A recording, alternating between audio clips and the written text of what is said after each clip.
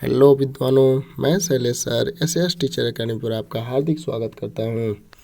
आज जगदीश चंद्र माथुर जी द्वारा रचित विजय की बेला एकांकी से महत्वपूर्ण क्वेश्चन देखेंगे, जो आपके 2021 की परीक्षा में महत्वपूर्ण नहीं अति महत्वपूर्ण साबित होगा। ठीक है विद्वानों, तो आइए देखते हैं। नोट: निम्नलिखित प्रश्नों के सही विकल्प चुनिए। जगदीश चंद्र माथुर का जन्म किस सन में हुआ था? सन 1917 में, 1920 में, 1923 में, 1905 में। तो आप सब बताएं कौन सा आंसर सही होगा। तो यहाँ पे आंसर सही होता है आपका 1917 में, ये ऑप्शन सही होता है। अगला प्रश्न: जगदीश चंद्र माथुर का जन्म किस शहर में हुआ था? मेरठ, गाजियाबाद, खुर्जा, महमूदाबाद। तो आप सब बताएं कौन सा आंसर सही होगा। तो यहाँ पे आंसर सही होता है आपका सी, खुर्जा। अगला प्रश्न: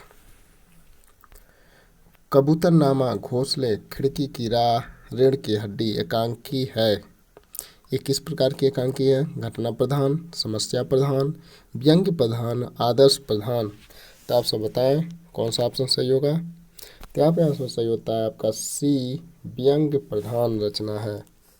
अगला प्रश्न: जगदीश चंद्र माथुर के दो एकांकी कौन कौन सर्वप्रथम मासिक पत्र में प्रकाशित हुए?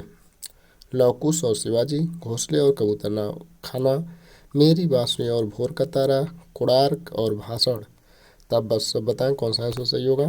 तो यहाँ पे आंसर सही होता है ए, लवकुश और शिवाजी प्रकाशित हुए थे। अगला प्रश्न: जगदीश चंद्र माथुर के एकांकी संग्रह में मेरे सपने संग्रहित एकांकी है। बताइए, इसमें से चार ऑप्शन है, कौन सा सही होगा। बेसले, खिड़की की राह, कबूतर खाना, भाषण और मेरे सपने, उपयुक्त सभी। तो कौन सा सही होगा आप सब बताएं। ए, बी, सी, डी, कौन सा? तो यहाँ पे ऑप्शन सही होता है आपका डी, उपयुक्त सभी। अगला प्रश्न: भोर का तारा, रीढ़ की हड्डी, कलिंग विजय, मकड़ी का जाला और खंडहर एकांकी का प्रकाशन किस वर्ष हुआ? 1948 ईस्वी में, 1946 ईस्वी में, 1947 ईस्वी में, 1946 ईस्वी में। दो बार दे दिया है। तो यहाँ पे सबसे पहले जो ऑप्शन होगा वही सही होगा, 1946 ईस्वी में। बी ऑप्शन सही होता है। अगला प्रश्न: जगदीश चंद्र माथुर ने आधुनिक एकांकी नाटकों का लेखन किस वर्ष प्रारंभ किया? 1945 में, 1936 में, 1944 में, 1950 में। तो आप सब बताएं कब प्रारंभ किया था। तो बी ऑप्शन सही होता है 1936 में। अगला प्रश्न: जगदीश चंद्र माथुर के प्रथम एकांकी संग्रह का नाम बताइए। भोर का तारा, गगन सवारी, कोणार्क, इनमें से कोई नहीं। तो आप सब बताएं कौन सा ऑप्शन सही होगा। तो यहाँ पे ऑप्शन सही होता है आपका ए, भोर का तारा। मेरे सपने एकांकी संग्रह किस सन में प्रकाशित हुआ? 1960 ईस्वी में, 1950 ईस्वी में, 1955 ईस्वी में, 1956 ईस्वी में। तो आप सब बताएं कौन सा ऑप्शन सही होगा। तो यहाँ पे ऑप्शन सही होता है आपका सी, 1955 ईस्वी में।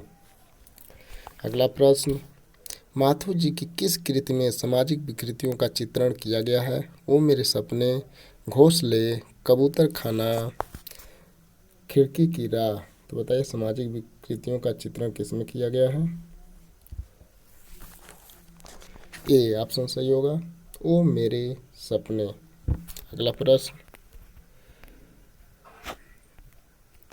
भोर का तारा एकांकी संग्रह का प्रकाशन किस सन में हुआ था? सन 1946 में, सन 1944 में, सन 1956 में, सन 1960 में। तो आप सब बताएं कौन सा ऑप्शन सही होगा। यहाँ पे ऑप्शन सही होता है ए, सन 1946 ईस्वी में भोर का तारा एकांकी का संग्रह प्रकाशन हुआ था। अगला प्रश्न: जगदीश चंद्र माथुर ने बाल्यावस्था में बाल सखा नामक मासिक पत्र में कौन सा प्रहसन लिखा था? मूर्खेश्वर, भुवनेश्वर, राजेश्वर, दुखेश्वर। तो आप सब बताएं कौन सा आंसर सही होगा। तो यहाँ पे आंसर सही होता है आपका ए, मूर्खेश्वर प्रहसन लिखा था। अगला प्रश्न: लवकुश और शिवाजी नामक एकांकी का प्रकाशन किस वर्ष हुआ? 1931 से 35, 1932 से 1935, 1930 से 1932, 1931 से 1932। तो आप सब बताएं कौन सा ऑप्शन सही होगा। तो यहाँ पे ऑप्शन सही होता है आपका डी, 1931 से 1932 में हुआ था। अगला प्रश्न, जगदीश चंद्र माथुर के भोर का तारा एकांकी संग्रह में कुल कितने एकांकी हैं? 7, 6, 5, 8। तो आप सब बताएं कौन सा ऑप्शन सही होगा। तो यहाँ पे सही होता है आपका सी, 5 एकांकी संग्रहित हैं। अभी आगे बताया गया है भोर का तारा का प्रकाशन वर्ष 1946 ईस्वी में प्रकाशित हुआ था। जनाब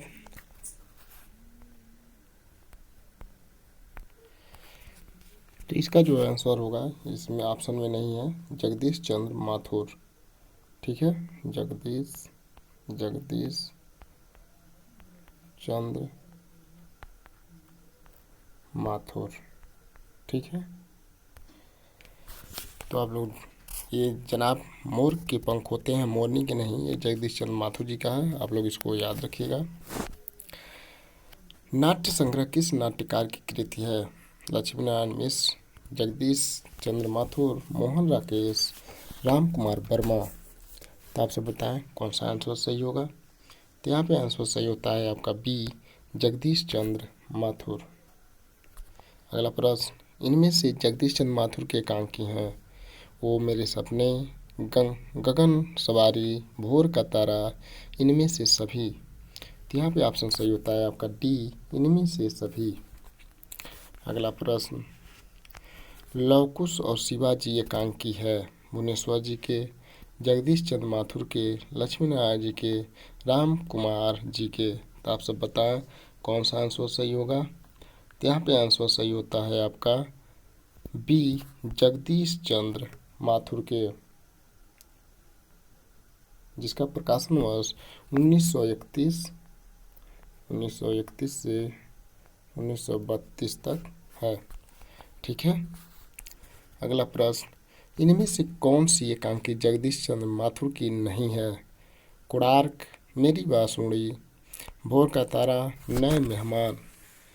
तो यहाँ पे ऑप्शन सही होता है आपका डी, नए मेहमान जगदीश चंद्र माथुर जी का एकांकी नहीं है। भोर का तारा एकांकी के लेखक हैं डॉक्टर राम कुमार वर्मा, भुवनेश्वर, जगदीश चंद्र माथुर, उदय शंकर भट्ट। तो यहाँ पे ऑप्शन सही होता है आपका सी, जगदीश चंद्र माथुर। ठीक है विद्वानों, तो यहाँ पे भोर का तारा का प्रकाशन वर्ष यदि पूछा जाता है तो 1946 में प्रकाशित हुआ था। अगला प्रश्न, जगदीश चंद्र माथुर की कृतियाँ हैं कलिंग विजय, विजय की बेला, 5 नटखट, उक्त सभी। तो आप सब बताएं कौन सा आंसर सही होगा। तो यहाँ पे आंसर सही होता है आपका डी, उक्त सभी। ठीक है विद्वानों, अगला प्रश्न, रीढ़ की हड्डी एकांकी के रचनाकार हैं उपेंद्र नाथ अस्क, डॉक्टर लक्ष्मी नारायण लाल, विष्णु प्रभाकर, जगदीश चंद्र माथुर। तो यहाँ पे ऑप्शन आपसे बताएं कौन सा सही होगा। तो यहाँ पे सही होता है डी, जगदीश चंद्र माथुर। अगला प्रश्न, जगदीश चंद्र माथुर का मकड़ी का जाल अनुभूति प्रधान होने के कारण किस तरह का एक सफल एकांकी है? सामाजिक, मनोवैज्ञानिक, ऐतिहासिक, राजनीतिक। तो आप सब बताएं कौन सा आंसर सही होगा। तो यहाँ पे ऑप्शन सही होता है आपका बी, मनोवैज्ञानिक। अगला प्रश्न, जगदीश चंद्र माथुर की लेखकीय संवेदना निम्न में से किस प्रवृत्ति के निकट है? छायावादी, प्रगतिवादी संवेदना, प्रयोगवादी संवेदना, नई संवेदना। तो आप सब बताएं कौन सा आंसर सही होगा। तो यहाँ पे ऑप्शन सही होता है आपका सी, प्रयोगवादी संवेदना। अगला प्रश्न, जगदीश चंद्र माथुर की रचनाएं हैं भोर का तारा, कोणार्क, ओ मेरे सपने, शारदिया, 10 तस्वीरें, परम्पराशील नाट्य, पहला राजा, जिन्होंने जीना जाना, उपयुक्त सभी। तो आप सब बताएं कौन सा आंसर सही होगा। तो यहाँ पे आंसर सही होता है आपका डी, उपयुक्त सभी रचनाएं जगदीश चंद्र माथुर जी की हैं। अगला प्रश्न, सरकार किसी भी भाषा से चलाई जाए पर लोकतंत्र हिंदी और भारतीय भाषाओं के बल पर ही चलेगा। उक्ति किस रचनाकार की है? मोहन राकेश, विष्णु प्रभाकर, कन्हैयालाल मिश्र प्रभाकर, जगदीश चंद्र माथुर। तो आप सब बताएं कौन सा ऑप्शन सही होगा। तो यहाँ पे ऑप्शन सही होता है आपका डी, जगदीश चंद्र माथुर। अगला प्रश्न, जगदीश चंद्र माथुर का देहांत हुआ था या मृत्यु आप कह सकते हैं कि उनका कब हुआ था? सन 1976 में, सन 1977 में, सन 1978 में, सन 1980 में। तो आप सब बताएं कब हुआ था। तो यहाँ पे ऑप्शन सही होता है आपका सी, सन 1978 में हुआ था। अगला प्रश्न,